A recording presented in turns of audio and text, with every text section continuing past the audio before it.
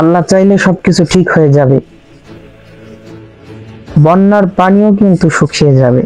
কিন্তু ভারত, মনে রাখবা, তোমাদের কথা কিন্তু বাঙালি ভুলবে না।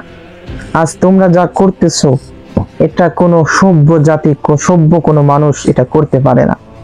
দর্শক, আপনারা জানবেন বা জেনে খুবই মর্মাহত হবেন। আপনারা স্ক্রিনের উপর দেখতে পাচ্ছেন যে আজকে রাতের মধ্যেই খুলে দেওয়া হবে কাপ্তাই বাঁধের 16টি গেট। আজকে যদি, এমনিতেই বর্তমান পরিস্থিতি ভালো না, আপনারা জানেন যে প্রায় 11টি জেলা ডুবে গিয়েছে। তার মধ্যে আছে সিলেট, মৌলভীবাজার, হবিগঞ্জ, ব্রাহ্মণবাড়িয়া, কুমিল্লা, লক্ষ্মীপুর, নোয়াখালী, ফেনী, খাগড়াছড়ি, চট্টগ্রাম, কক্সবাজার, এরকম 11টি জেলা বর্তমানে অলরেডি ডুবেই গিয়েছে।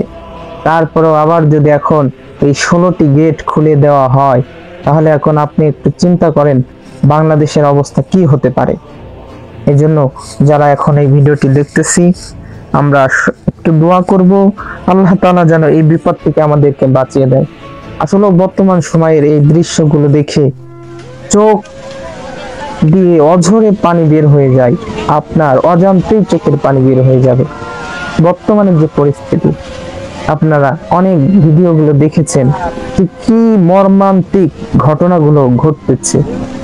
হায়, মানুষ কিভাবে পারে, একজন মানুষের বিপদে ফেলে কিভাবে তারা আনন্দ নিতে পারে।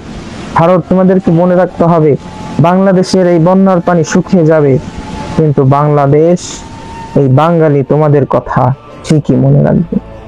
এই জন্য আমি উদাত্ত আহ্বান জানাবো সবাইকে, সবাই একটু দোয়া করবেন আল্লাহ তাআলা যেন এই ভয়াবহ পরিস্থিতি থেকে যেন আমাদের এই বাংলাদেশটাকে আল্লাহ তাআলা যেন হেফাজত করেন। আসসালামু আলাইকুম।